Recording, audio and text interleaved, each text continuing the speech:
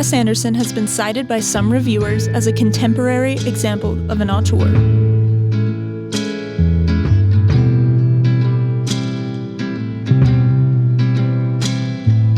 With themes frequently focused on bereavement, loss of innocence, dysfunctional families, parental desertion, infidelity, sibling rivalry, and unexpected alliances, Anderson has opted to create largely fast-paced comedies with more serious or melancholic components.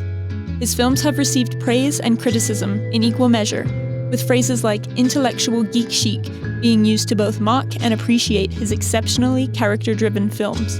His films frequently involve robberies and unanticipated disappearances, and the caper genre tends to be heavily incorporated into the narrative. Isolation and the need to re-engage with community, particularly family, have been frequently noted as recurring themes in Wes Anderson's works by both cinema academics and cinephiles. According to David Orgeron, Anderson's movies are not just about children, they are also about family and the need in the face of familial abandonment to create communities in its place. Anderson is renowned for his extensive use of flat-space camera movements, symmetrical compositions, knolling, snap zooms, and slow-motion walking shots. He is also known for his handmade art direction, which frequently makes use of miniatures. His aesthetic decisions give his films a distinctly unique quality that has sparked a lot of debate, critical analysis, supercuts, mashups, and parody. This has been noted as giving Anderson's films the impression of being self-contained worlds or a size model family by numerous authors, critics, and even Anderson himself. His movies have a Baroque pop bent that is not realism, surrealist, or magic realist, but rather could be characterized as fabulist, according to Jesse Fox Mayshark. The soundtracks to Anderson's movies frequently feature pop music from the 1960s and 70s, with one band or musician predominating on each one.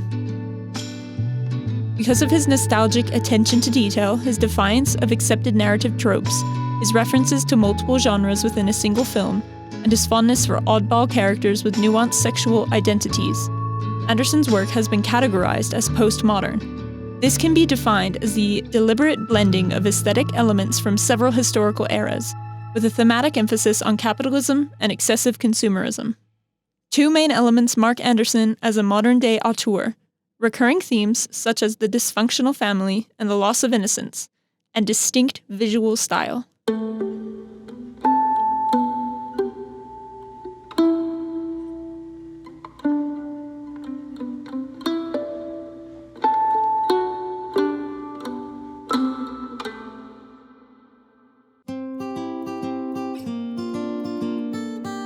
The Royal Tenenbaums is purported to be based on a non-existent book and covers the lives of three talented siblings who achieve great success as children, but much greater disappointment and failure as adults.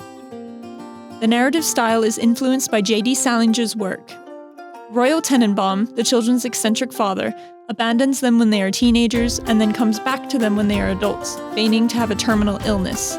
He sets out to make amends with his kids and his ex-wife. The narrative tackles themes of the dysfunctional family, lost excellence, and redemption. The film has a strong absurdist and sardonic sense of humor.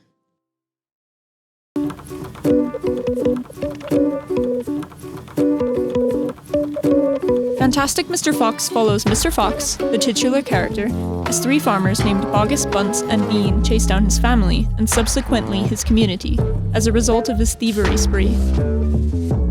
Mr. Fox's self-indulgence leads to the destruction of his community and causes rifts within his family. The story follows themes of dysfunctional families, detrimental nostalgia, and hubris.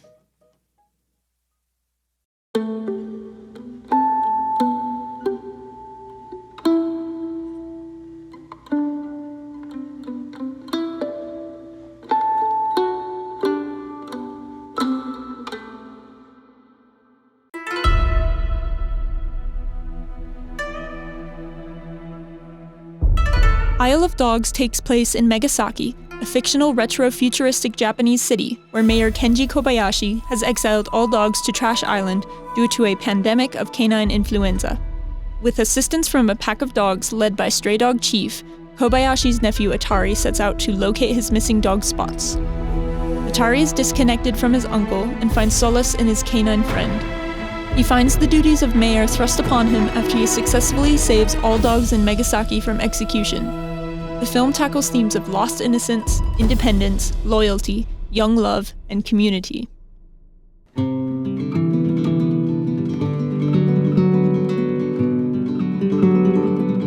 Moonrise Kingdom depicts the tale of an orphaned boy who flees from a scouting camp to reunite with his pen friend and love interest, a girl with aggressive tendencies. The majority of the narrative is set on the imaginary island of New Penzance off the coast of New England. The two flee to a deserted beach after feeling rejected by their classmates and alienated by their guardians. The police captain of the island arranges a search party of scouts and family members in the meanwhile to find the runaways. Innocence, young love, juvenile sexuality, adolescent mental health, and the Genesis flood narrative are among the themes in the movie.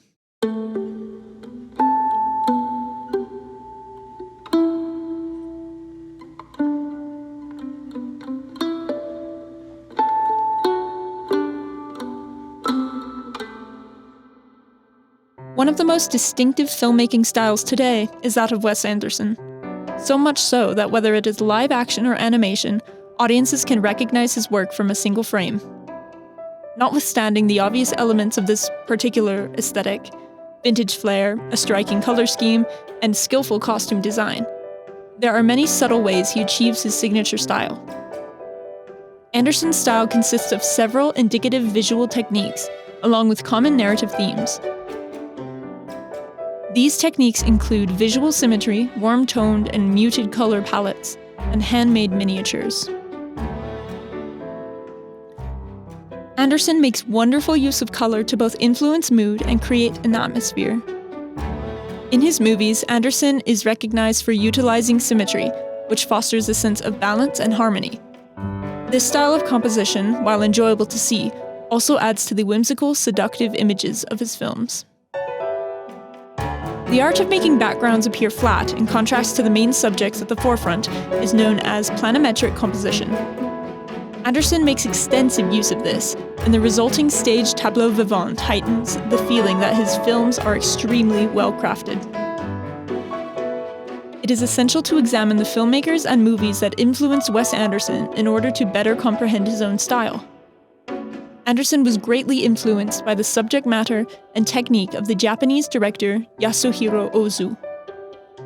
For instance, a dysfunctional family is depicted in the Royal Tenenbaums, which is comparable to Ozu's similarly domesticated Tokyo Story, 1953. Both the Royal Tenenbaums and Ozu's masterpiece utilize the home as the primary scene and have distinctive framing of corridors, doors, and staircases to emphasize perspective and disharmony. These distinct elements have marked Anderson as an example of a modern-day auteur.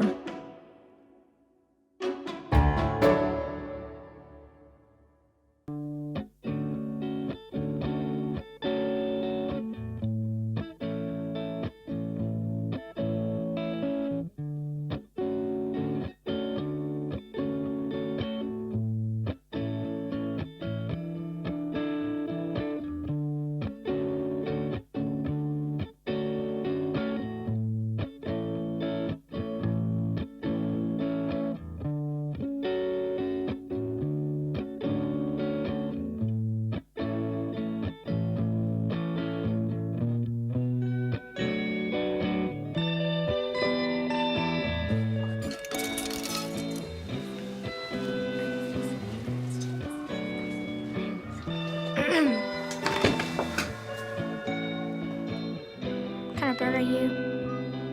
I'm a sparrow. She's a dove. No, I said, what kind of bird are you? I'm a raven.